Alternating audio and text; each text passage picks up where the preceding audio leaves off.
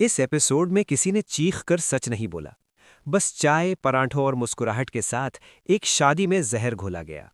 तो दोस्तों, शरपसंद का ये एपिसोड ड्रामा नहीं था।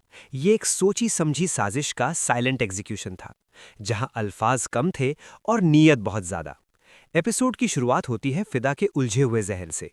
एक तरफ उसके दोस्त की जिंदगी का अचानक टूट जाना, और दूसरी तरफ फरासत अंकल की बातें जो चाय के कप के साथ धीरे धीरे उसके दिमाग में उतर चुकी होती है। शादीशुदा औरत किसी और मर्द के इतने करीब कैसे हो सकती है? ये सवाल फिदा का कम, फरासत का बेजा हुआ जहर ज्यादा लगता है। इस एपिसोड में फरासत अंकल बिल्कुल मास्टरमाइंड के रोल में नजर आते हैं। जहां सनम फैक्ट्री के काम में फंसी होती है, वहीं फरासत मौका देखकर फिदा को तन्हा कर लेता है। पराठों की महक, ऑमलेट की सिजिल और कड़क चाय। लेकिन असल चीज, शक। वो कैजुअली कहते हैं, तैमूर सनम के बहुत करीब है। तुम शहर से बाहर थे फिर भी आता रहता था। मुझे तो जैसे घर से जैसे चोर की तरह निकाल दिया गया। फिदा मुस्कुराकर बात टाल देता है, लेकिन शक मुस्कुराकर नहीं जाता। वो वहीं रह जाता है, दिल के कोने में। रात को जब सनम थकी हुई बर्गर के साथ घर आती है और फरासत का खाना फिर से दरवाजे पर होता है, तो घर के अंदर तूफान उठ खड़ा होता है। सनम चीख कर कहती है, ये जिन्हें तुम फरिश्ता समझ रहे हो ना, इनकी जहनियत का तुम्हें अंदाजा भी नहीं। लेकिन फिदा, वो फरासत के खिलाफ एक लफ्ज भी सुनना नहीं चाहता।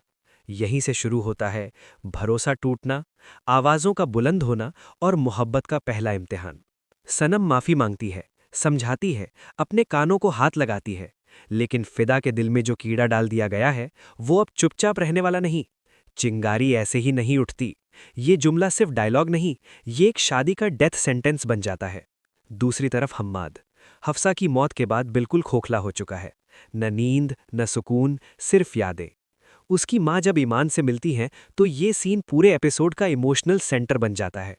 क्या तुम अब भी हम्माद से मोहब्बत करती हो? ईमान का खामोश रहना ही सब कुछ कह देता है। और जब माँ कहती हैं, अगर मैं तुम्हें अपने बेटे का सहारा बना दूँ तो यहीं से एक और खतरनाक रिश्ता बुनना शुरू हो जाता है, जो फरासत के बगैर मुमकिन ही नहीं। एपिसोड का सबसे खौफनाक पहलू यह है कि फिदा अब शक में जी रहा है। सनम धीरे धीरे अकेली होती जा रही है। हम्माद इमोशनल कोलैप्स के बिल्कुल करीब है, और फरासत बिल्कुल कंट्रोल में।